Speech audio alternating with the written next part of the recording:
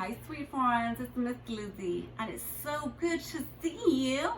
And here I am again with Paddington Bear. Remember, Paddington came fishing with Sammy and I yesterday, but he said, Miss Lizzie, could you possibly read a story today?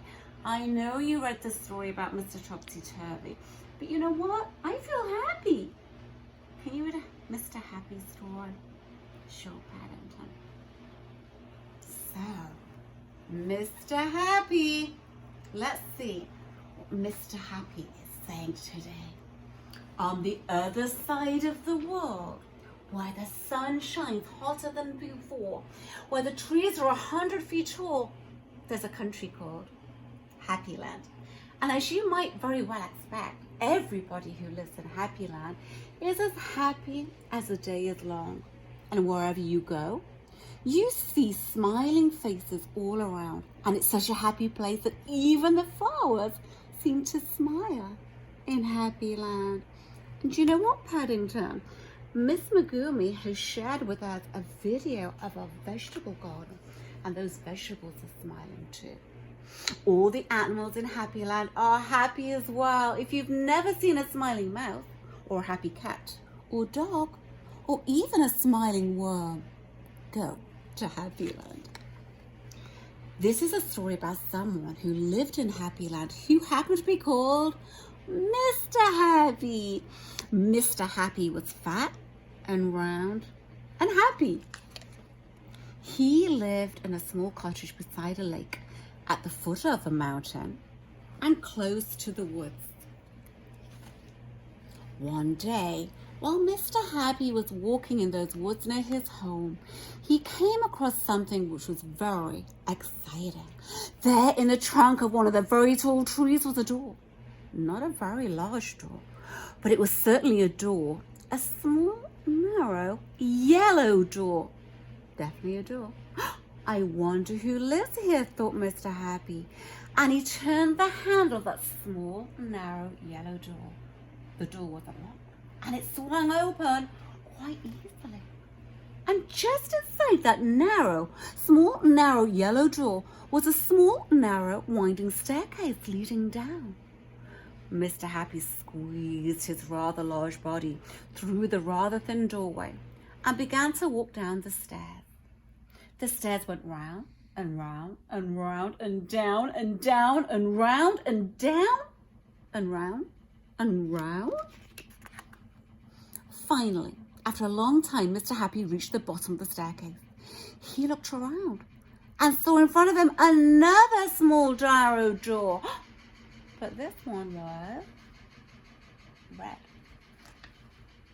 Mr. Happy knocked on the door. "Who's there?" said a voice. It was a sad, squeaky sort of voice. "Who's there?" Mr. Happy slowly pushed open the red door. There, sitting on a stool, was somebody who looked exactly like Mr. Happy, except that he didn't look happy at all. In fact, he looked downright miserable. Oh no! Where's his smile? It's upside down. Let's see what's gonna happen. "Hello," said Mr. Happy. "I'm Mr. Happy." "Oh, are you really?" sniffed the person who looked like Mr. Happy but wasn't. "Well, my name is Mr. Miserable, and I'm the most miserable person in the whole wide world." "Why are you so miserable?" asked Mr. Happy. "Because I am," replied Mr. Miserable. "How would you like to be happy like me?" asked Mr. Happy. "I'd give anything to be happy," said Mr. Miserable, "but I'm so miserable. I don't think I could ever be happy," he added miserably. Mr. Happy made up his mind quickly. "Follow me," he said. "Where to?" asked Mr. Miserable. "Don't argue," said Mr. Happy, and he went out through the small, narrow, red door. Mr. Miserable hesitated and then followed, and up the winding staircase they went, up and round and round and up and round and round and up, until they came out into the woods. "Follow me," said Mr. Happy again. and they both walked through the woods back to Mr. Happy's cottage. Mr. Miserable stayed in Mr. Happy's cottage for quite a while, and during that time, the most remarkable thing happened. Because he was living in Happyland, Mr. Miserable very, very slowly stopped being miserable and started to be happy. His mouth stopped turning down at the corners. Friends, we have a horizontal straight line here. And very, very slowly, it started turning up at the corners. And eventually Mr. Miserable did something that he'd never done in his whole life. He smiled, and then he chuckled, which turned into a giggle, which became a laugh. A big, booming, hearty, huge, giant, large, enormous laugh. And Mr. Happy was so surprised that he started to laugh as well. And both of them laughed and laughed. They laughed until their sides hurt and their eyes watered. Mr. Miserable and Mr. Happy laughed and laughed and laughed and laughed.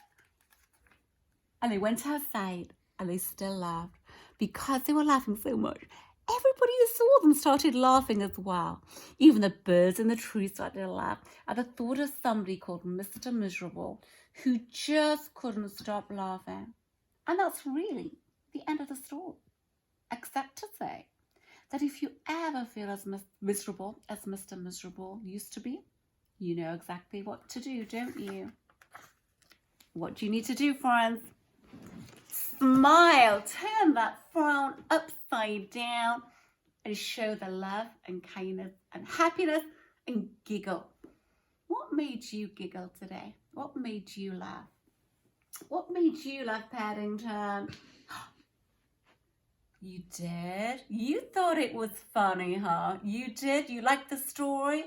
But you thought it was very funny when Sammy got that big fish and he let it go and fish and swim again. That was a funny moment, wasn't it? Because he caught the fish so quickly. Friends, I'll be back tomorrow and I can't wait to see you when we do Zoom. So get ready to be zooming in tomorrow. Bye from Paddington and Miss Lizzie. What do we say? I love you and miss you.